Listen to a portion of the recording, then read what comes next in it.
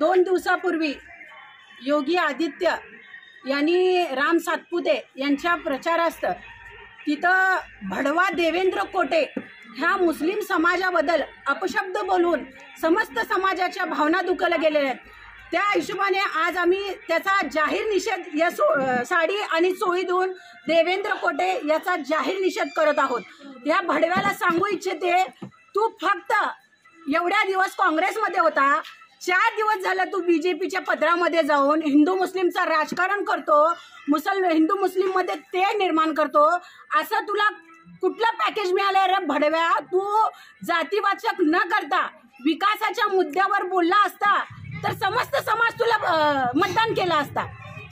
इलेक्शनचा प्रचार सुरू असताना राम सातपुते असेल आणि हे देवेंद्र भडवा असेल फक्त आणि फक्त मुस्लिम समाजाला टार्गेट करून हिंदू मुस्लिम मध्ये फूट पाडून दंगली घडवण्याचं काम करत आहे। मी सीपी साहेबांना आपल्या सगळ्यांच्या माध्यमातून विनंती करते की त्याच्यावर कठोर कायदेशीर कारवाई करावी। जर सोलापूरमध्ये वातावरण बिघडलं, जर काही उच्च नीच झाली तर ह्याचा जबाबदार हे भडवा कोटे आणि राम सातपुते असतील।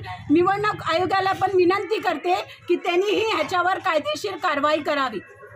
कारण बीजेपी सरकार पाठीशी घालते असं वाटतं का देवेंद्र कोटे यांना? हो, बीजेपी सरकार देवेंद्र कोटे यांना पाठीशी घालताय। बीजेपीच्या स्टेजवरच येऊन त्यांनी बोलले ना, एवढ्या पब्लिक मध्ये बघून त्यांनी जोश मध्ये स्वतःचे होश गेले। त्याला कळालं नाही की आपण काय बोलतोय, कोणाच्या मतावर आपण नगरसेवक झालोय। ह्याच्यापूर्वी 2 महिन्यापूर्वी रमजान सणामध्ये त्यांनी मुस्लिम समाजाची टोपी घालून तिथं रमजानचा ईदी मिलाद कार्यक्रम त्यांनी त्यामध्ये सामील होऊन टोपी घालून तू मुस्लिमांच्या टोपी घालून मताचा जोगवा मागतो आणि ऐन इलेक्शन वेळी हिंदू मुस्लिम करतो। ह्या नालायक भडव्यावर कायदेशीर कारवाई झाली पाहिजे।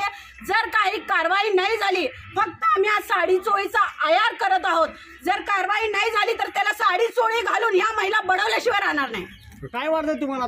देवेंद्र कोटे हा भडकाऊ बयान जी केला आहे का समाजासाठी वक्तव्य केलं आहे, कोणाचं पाठबळ मिळालं असेल?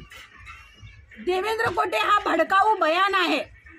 त्यांनी समाजाला टार्गेट करून त्याला असं वाटलं असेल की मी मुस्लिम समाजाला टार्गेट करून फेमस व्हायसाठी असं त्याच्या विचाराने ते केलं असेल। पण असं होणार नाही ना। हिंदू मुस्लिम हे सगळे सोलापूर मधली आपली पूर्ण हिंदुस्थानमध्ये हिंदू मुस्लिम हे एकजुटीने राहतात। मी तुम्हाला उदाहरण देते, हे मराठा वस्ती आहे, आम्ही वर्षानुवर्षे इथं राहतो। कधी आम्हाला ना हिंदूचा त्रास आहे ना मुस्लिमचा त्यांना त्रास आहे आणि विरोध तर कुठलाच नाही। आम्ही सगळे हिंदू मुस्लिम एकत्रपणे ईदला ते आमच्या घरी येतात, दिवाळीला आम्ही त्यांच्या घरी जातो। खूप चांगल्या पद्धतीने आपल्या भारताची संस्कृती आहे की हिंदू मुस्लिम एकत्रपणे राहतात, ही खूप चांगलं आहे।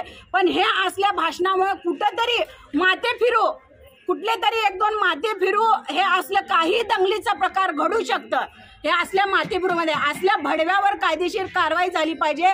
आणि त्यांनी बांगलादेशी शास्त्रीनगरमध्ये नवी जिंदगीमध्ये हेही त्यांनी बोललेलं आहे। अरे भडवे, तुझ्याकडे ही माहिती आली कशी?